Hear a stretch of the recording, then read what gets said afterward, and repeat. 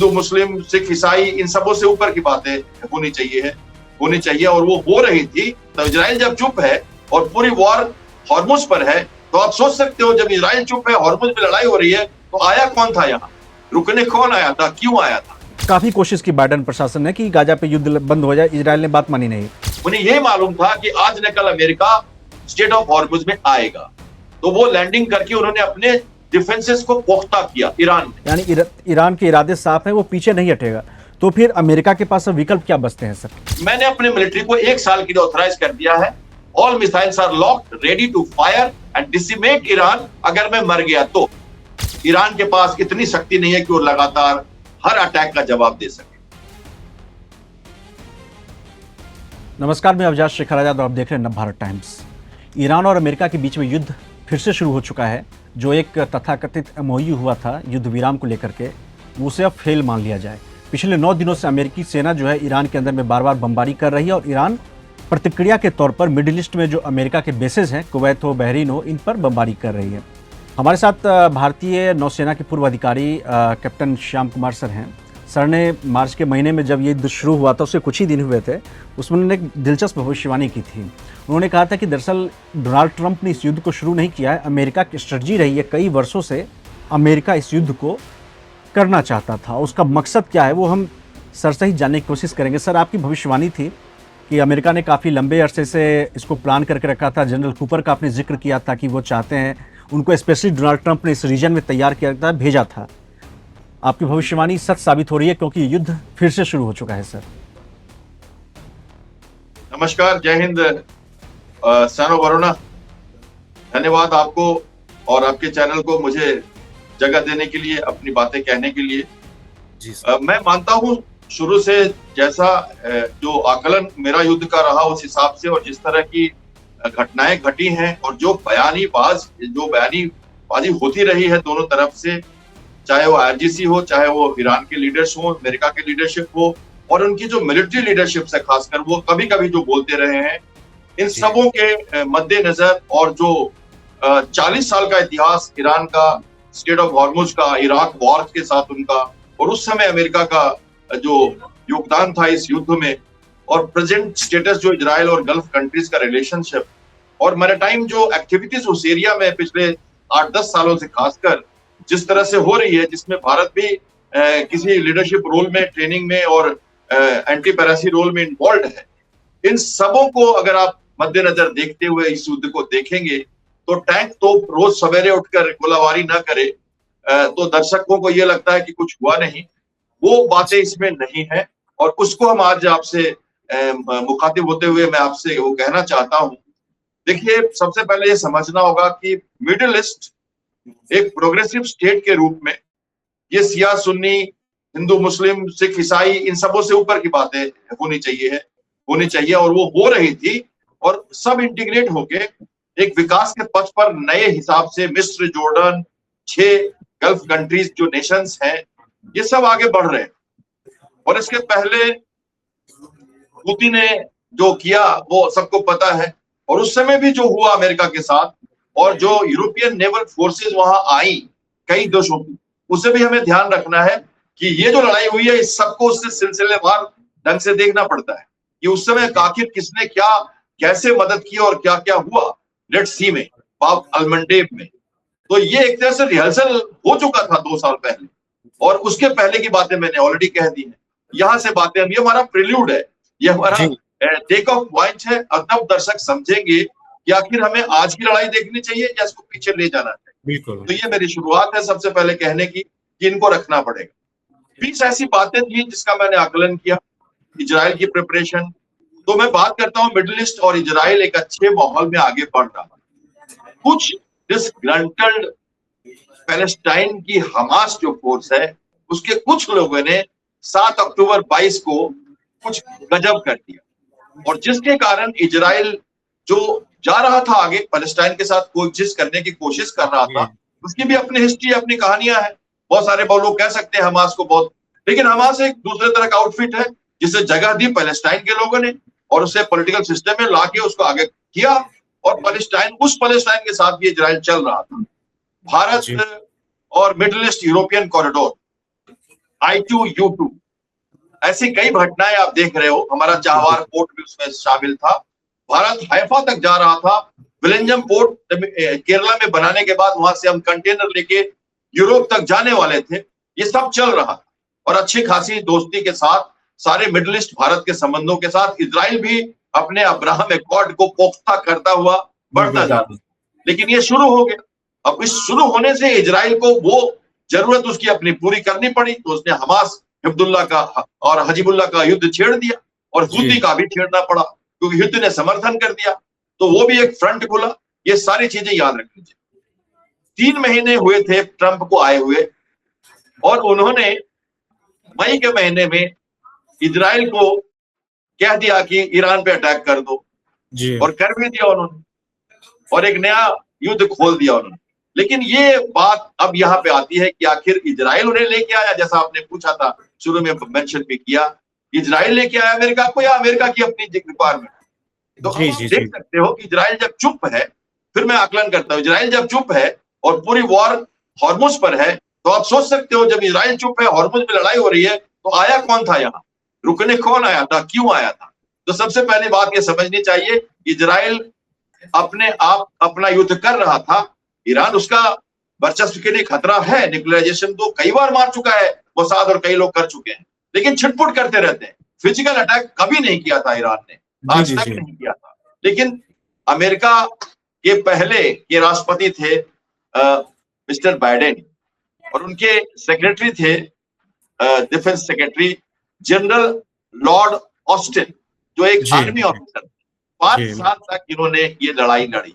मैं आपको इसके बाद अगले सेगमेंट में बताता हूं कि बाइडेन और ऑस्टिन ने क्या क्या किया 5 साल में और क्यों ये लड़ाई आते ही ट्रंप ने छेड़ दी। जी, आप मिलिट्री फ्रंट की बात करेंगे सर। डिप्लोमेटिक फ्रंट में तो जहां तक मुझे बाइडेन का कार्यकाल याद है, उन्होंने ईरान को लेकर के एक संयम बरता, इजराइल को उन्होंने मनाने की कोशिश की तो अब गाजा पे आप युद्ध मत करिए। उन्होंने काफ़ी कोशिश की बाइडेन प्रशासन ने कि गाजा पे युद्ध बंद हो जाए, इजराइल ने बात मानी नहीं। अब मिलिट्री फ्रंट पे बैकग्राउंड में क्या हुआ, आपने जनरल कूपर का जिक्र किया हुआ है, तो वो उस बैकग्राउंड को सर समझाइए कि क्या होता रहा इन 5 साल में, किस तरह से मिलिट्री तैयारी होती रही। मैं बताता हूं। देखिए, ज्वाइंट जो एक कॉम्प्रिहेंसिव ट्रीटी साइन हुई थी 2016 में, वो ट्रीटी के हिसाब से ईरान का न्यूक्लियराइजेशन प्लान जो है वो बहुत दिनों से चल रहा था कि न्यूक्लियर एक रोक स्टेट है ईरान और अगर गलत हाथ में न्यूक्लियर वेपन्स गई तो ये गलत हो जाएगा। ये नैरेटिव अमेरिका का शुरू से था, जिससे ट्रंप ने कैंसिल कर दिया 2018 में। तो वहां से ये बात चल रही थी, ट्रंप अगर दूसरी बार आते तो सब कंटिन्यू कर जाते, लेकिन वो नहीं आए, नहीं जीते। वो व्हाइट हाउस से तो निकल ही नहीं रहे थे, बड़ी मुश्किल से बाहर गए थे वो, आपको ध्यान होगा। तो जब बाइडेन आए तो अफगानिस्तान से उन्होंने विड्रॉ किया फोर्सेस को और उन्होंने कहा, जिस हिसाब से विड्रॉल हुआ था आप सब जानते हैं कितनी मुश्किलात से वो वहां से निकले। उन्होंने एक मिलिट्री डॉक्ट्रिन बनाई जिसको सब पढ़ते समझते होंगे, पर ये बहुत क्लियर नहीं है बाहर। उन्होंने एक पॉलिसी बनाई कि अब अमेरिका इसके बाद से ग्लोबल वॉर और टेररिज्म में कहीं भी जाएगा नहीं, मतलब साजो सामान के साथ नहीं जाएगा, रुकेगा नहीं, स्टैंड ऑफ अटैक्स या स्टैंड ऑफ इन्वॉल्वमेंट करेगा। मैं उसको हिट एंड रन बोलता हूँ। हिट एंड रन ऐसा कोई है नहीं डॉक्ट्रिन, लेकिन मैंने नाम दिया उसका। वेनेजुएला हो, नाटो से फोर्सेस हटानी हो, यूरोपियन यूनियन को नहीं मदद करना हो, और ग्रीनलैंड की बात करो, रिजॉर्ट बनाने की बात करो, आप हमास उधर पैलेस्टाइन में जॉर्डन की मिस्र की जमीन खरीद लो, इस तरह की बातें वो कर रहे हैं, सुन रहे हैं आप कई बार। कनाडा को मिलाने की कोशिश में लग गए। इसके पहले बाइडेन ने कहा कि हम ऐसे पैसे खर्च नहीं करेंगे, हम आपको रीजनली मजबूत करेंगे और आपकी प्रॉब्लम हो तो आप लड़िए। इसलिए उन्होंने वहां यूक्रेन में वो सारी चीजें उनकी सुनते हो आप, और रिफ्ट सुनते हो आप नाटो से उनका। हालांकि ओवरऑल सब ठीक है, लेकिन ये पॉलिसी इंटेंशंस जो थी, इंटेंट बाइडेन का था, डेंट जो है आते ही इन्होंने दे दिया। अब कैसे दे दिया? इसलिए कि 3 महीने में तो इतनी जल्दी तैयारी हो नहीं सकती थी। तो इजराइल ऑलरेडी लड़ रहा था उसमें पूरी तरह से।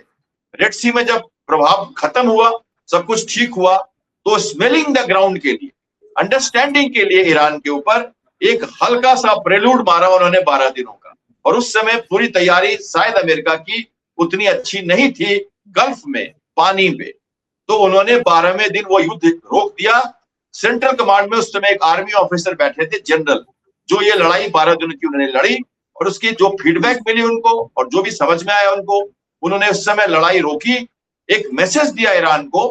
उन्हें लगा कि ईरान डर जाएगा और 12 दिनों के बाद अपनी वो नफांस की जो एटॉमिक पावर क्षमता जो बनाने की है वो सब वो क्लैरिफाई हो जाएगा, या तो दब जाएगा वो या नहीं दबेगा। तो ये कोशिश रख के उन्होंने ये कहा।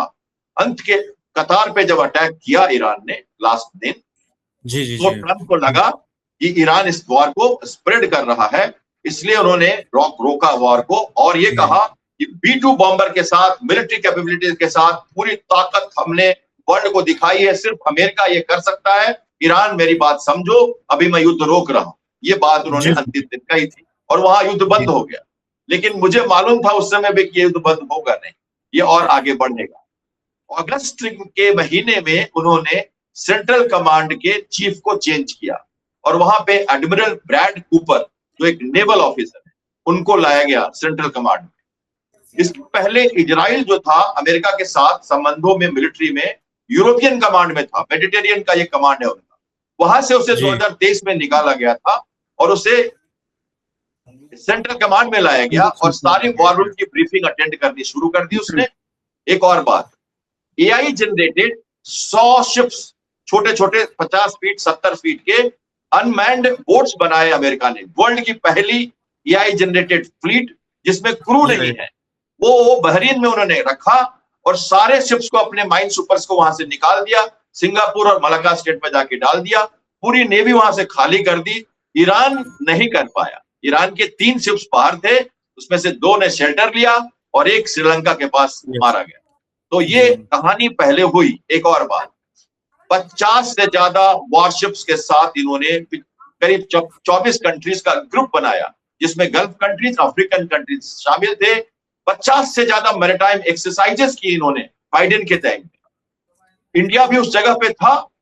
19 से हमने वहां पे ऑपरेशन संकल्प चालू किया, जिसमें हमने एंटी पायरेसी जो बातें होती है उसके लिए पेट्रोलिंग की।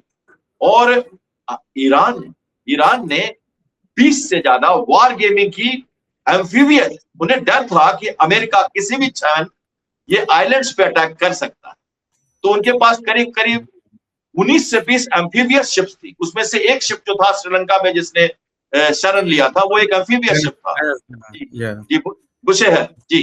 तो उस तरह के शिप्स के साथ उन्होंने एम्फीबियस लैंडिंग की। उन्हें यह मालूम था कि आज न कल अमेरिका स्टेट ऑफ हॉर्मुज में आएगा, तो वो लैंडिंग करके उन्होंने अपने डिफेंसेस को पुख्ता किया। ईरान ने जहां पर अभी मारपीट चल रही है, जहां पर कोस्टल एरियाज पे मारपीट चल रही है, वो कोई एरियाज है जहां पे उन्होंने डिफेंसिव, खार्ग आइलैंड, कोसाम, ये लद्दाख, ये सारे जगहों पे उन्होंने बहुत सारे लैंडिंग की।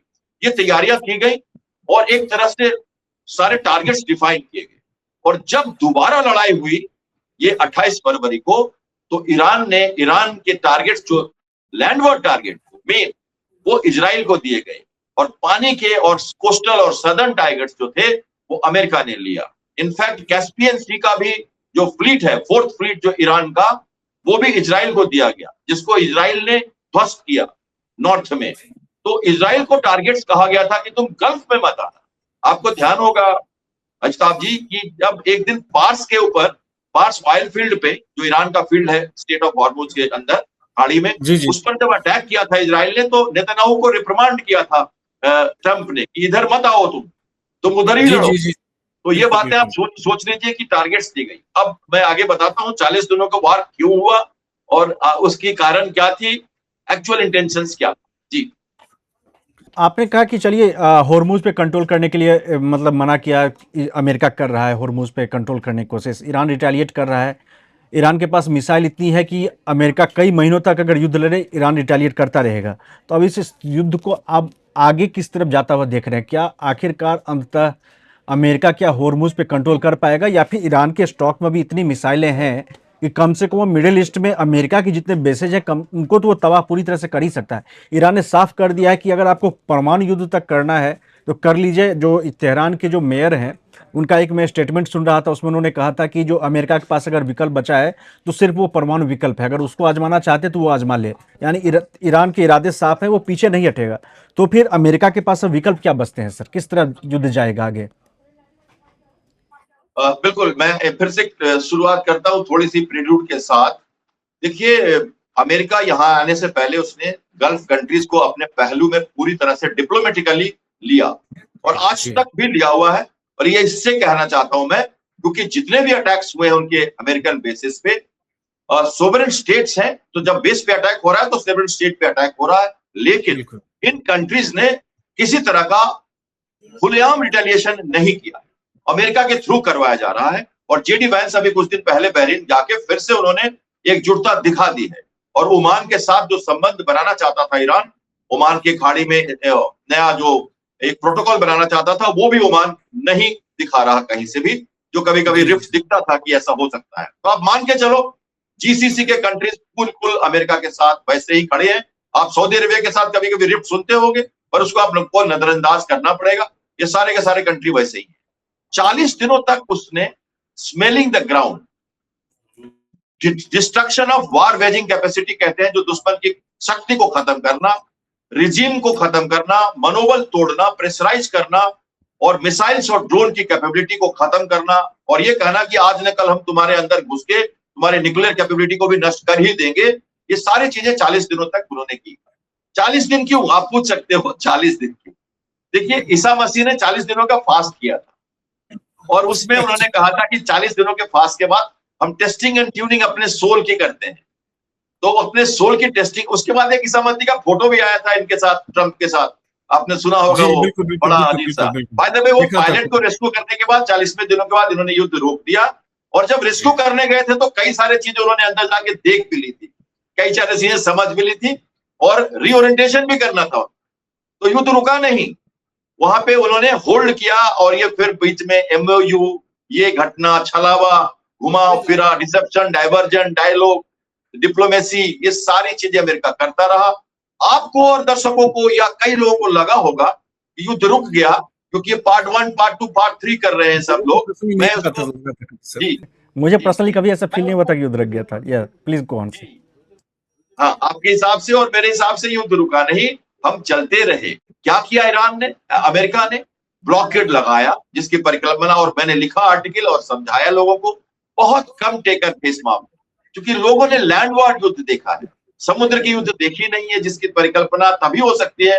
मैं इस एरिया में गया हूं, समझता हूं, पेट्रोलिंग की है हम लोगों ने, यहाँ पे हम समझते हैं क्या क्या होता है, कैसे होता है। इन्हीं में ये बातें समझने की है कि युद्ध जो समुद्र का होता है वो थोड़ा अलग होता है, धीरे धीरे होता है। और एम्फीबियस वॉरफेयर में आर्मी, नेवी, एयरफोर्स जब लड़ती है एक साथ, और पानी का लड़ाई होता है, तो एम्फीबियस वॉरफेयर का जो कमांडर होता है वो हमेशा एक नेवल ऑफिसर होता है। ये हमारी वॉर की टैक्टिक्स है, ज्वाइंट मैनशिप की, ये हमारे वॉर में लिखा हुआ है, हमारी डॉक्ट्रिन होती है सभी नेवी की, सभी डिफेंस फोर्सेस की। इसलिए एडमिरल ब्रॉड कूपर इस लड़ाई को लड़ रहे हैं। By the way, admiral Brad Cooper को भी हम जान लें, ये सेकंड जनरेशन या थर्ड जनरेशन ऑफिसर है अमेरिका के, बहुत ही काबिल इंसान, जिसके पहले वो ये सेंट्रल कमांड के नेवल फोर्सेस के 1 साल कमांडर थे वो, और उसके पहले 3 साल वो मरीन फोर्सेस के बॉस रहे हैं अमेरिका के।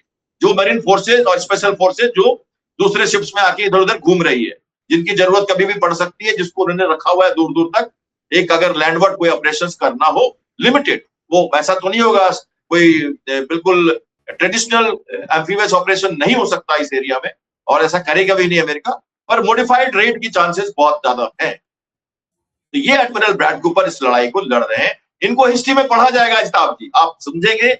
हम कल को एजनवॉर को पढ़ते हैं, हम बड़े बड़े लोगों को पढ़ते हैं, हम जैसे बड़े बड़े जो वार जो हीरोज होते हैं उनको पढ़ते हैं, इस तरह इनको हम पढ़ेंगे, क्योंकि इन्होंने, ये बोलते नहीं है कभी कुछ। शांत जैसे नेवल ऑफिसर हमेशा चुपचाप समुद्र में सरप्राइज देता है, वैसे ये करते हैं। ये आरजीसी के कमांडर की तरह बातें नहीं करते, इनकी जगह पे सब कुछ ट्रंप बोल देते हैं, तो ये चुप ही रहते हैं। तो आप समझ सकते हो कैसी लड़ाई चल रही है।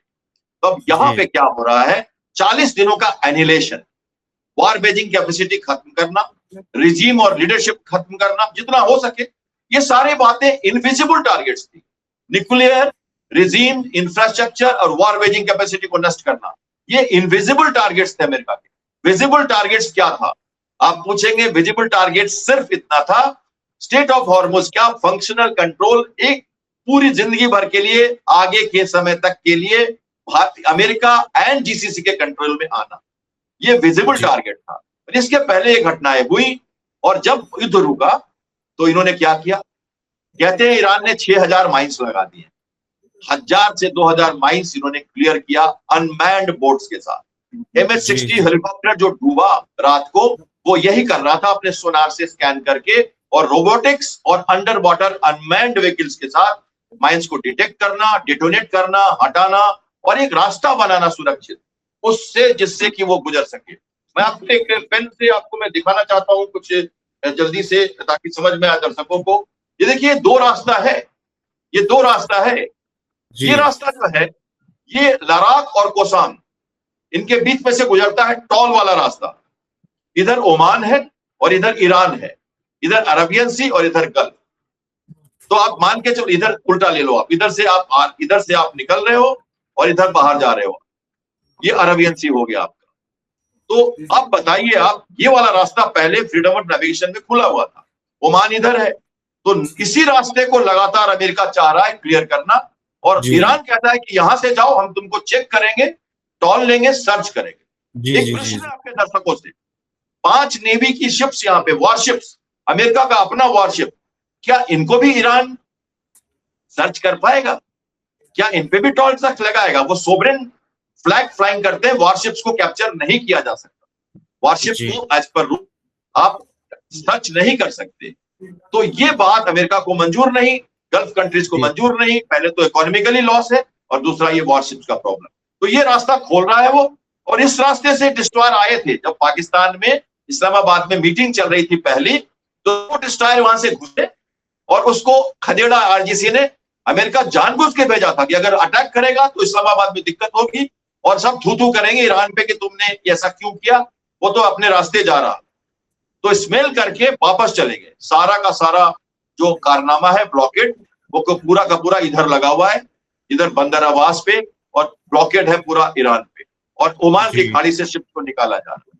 तो ये वाला रास्ता चाहिए उसको क्लियर करना।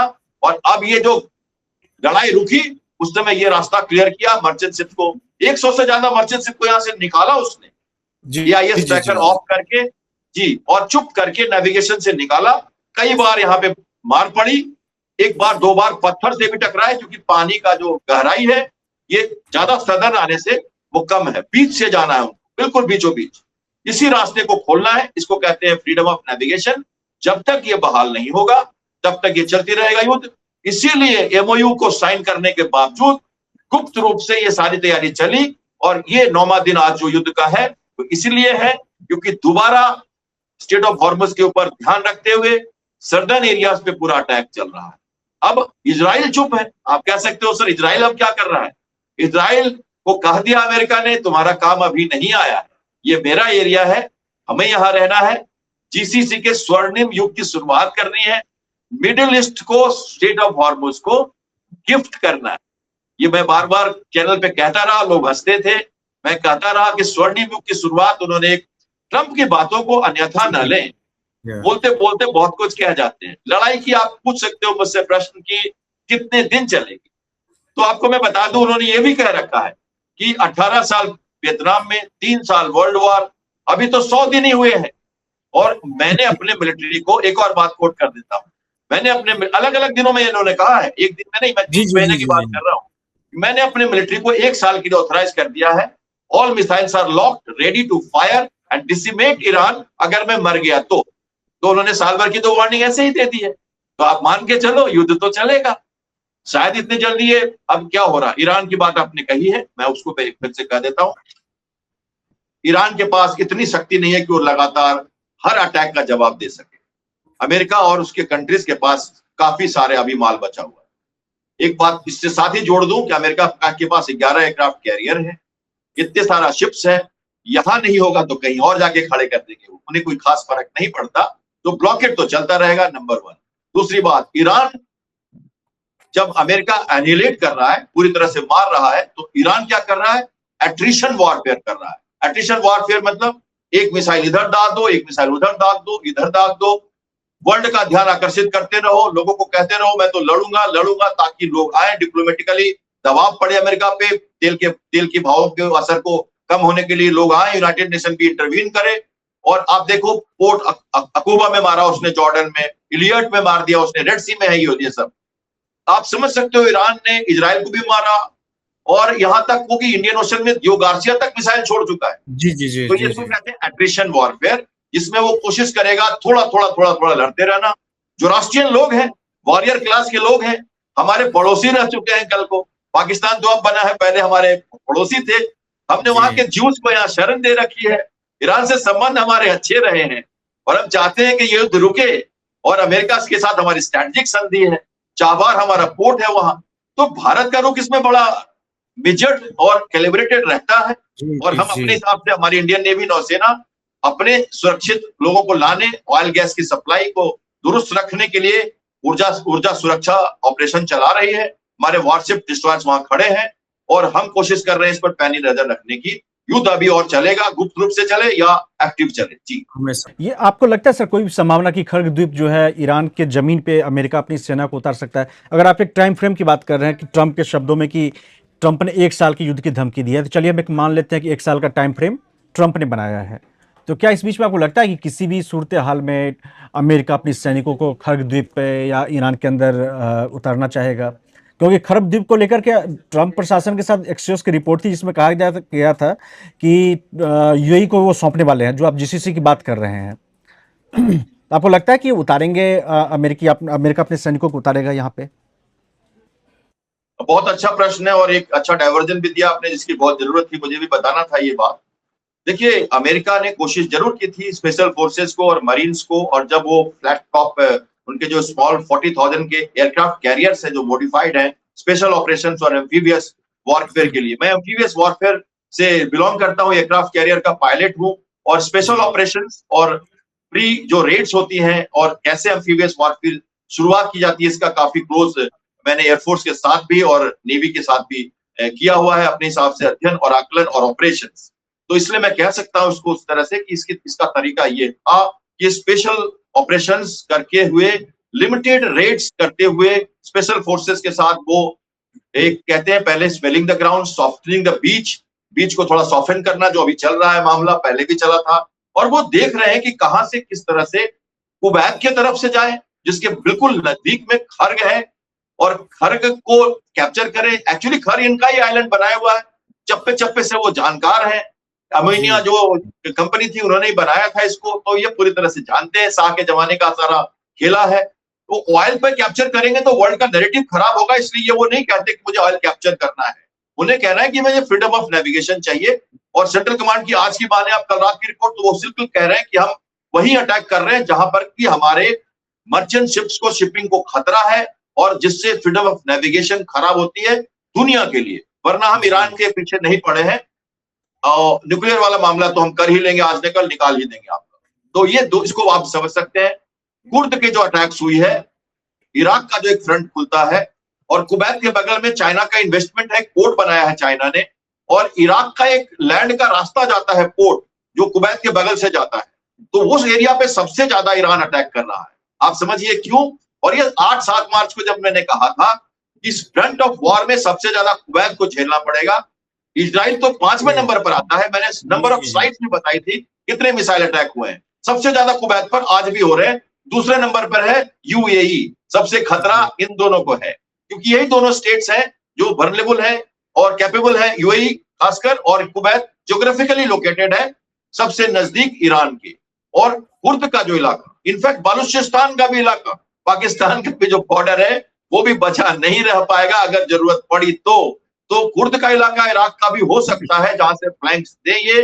लेकिन ये बातें बहुत सरप्राइजिंग होगी, और अभी कोई फौज की मूवमेंट की तैयारी अमेरिका ने नहीं दिखाई है, एक्सेप्ट की special forces, surprise attacks, limited raids, और उस एरियाज को कैप्चर कर लेना जिस एरिया से शिपिंग प्रभावित न हो।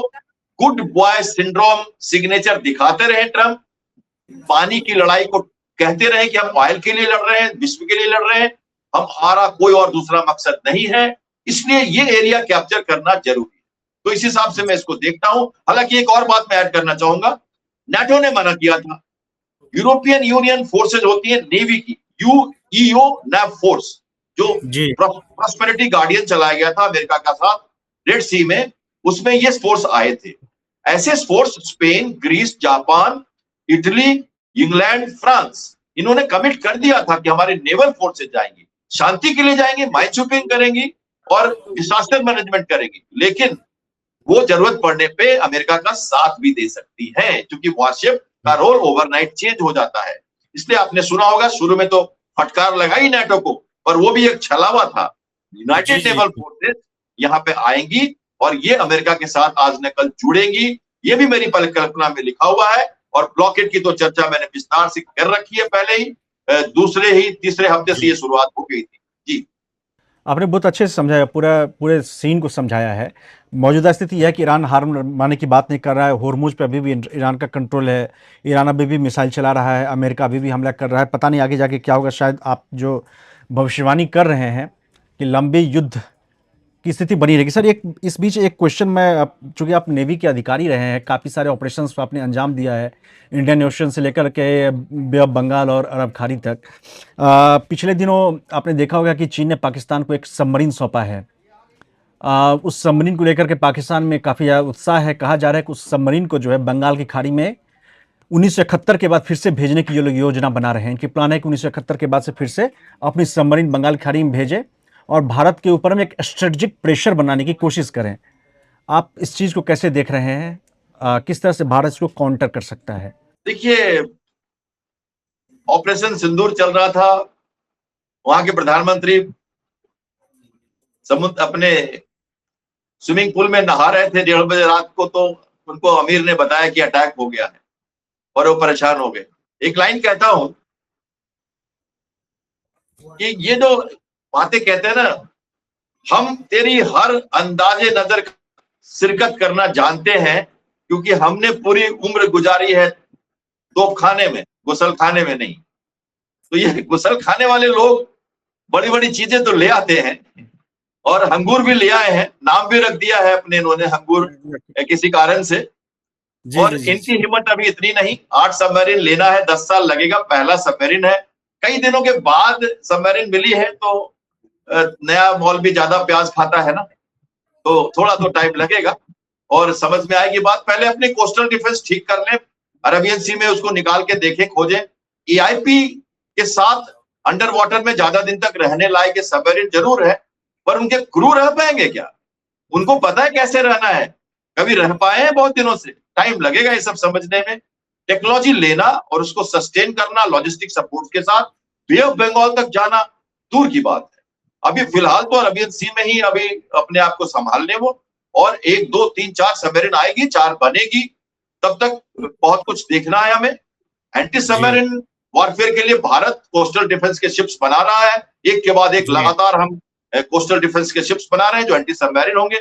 मैं खुद एक एंटी सबमरीन पायलट हूं और हंटर किलर में विश्वास रखता हूं। सबमरीन पकड़ी गई तो मारी जाएगी और हम पकड़ना जानते हैं, तो हम पकड़ेंगे, मारेंगे भी जरूरत पड़ेगी तो, और हम वो सब कर रहे हैं।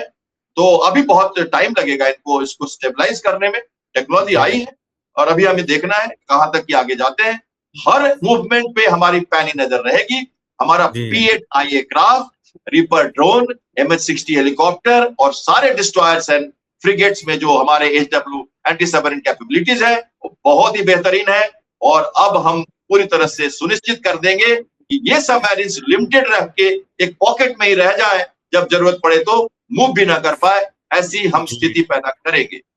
जी sir, thank you sir very much. आपने ईरान पे खास करके जो जानकारी दी है, आगे फ्यूचर में क्या होगा इसकी भी हमें एक झलक दिखती नज़र आ रही है। Sir, thank you very much फिर से आपका विस्तार से जानकारी देने के लिए। हमारे दर्शकों के लिए जो भी ईरान युद्ध पर अपनी राय रखना चाहते हैं वो हमारे कमेंट सेक्शन में ज़रूर अपनी राय दें। थैंक यू, धन्यवाद।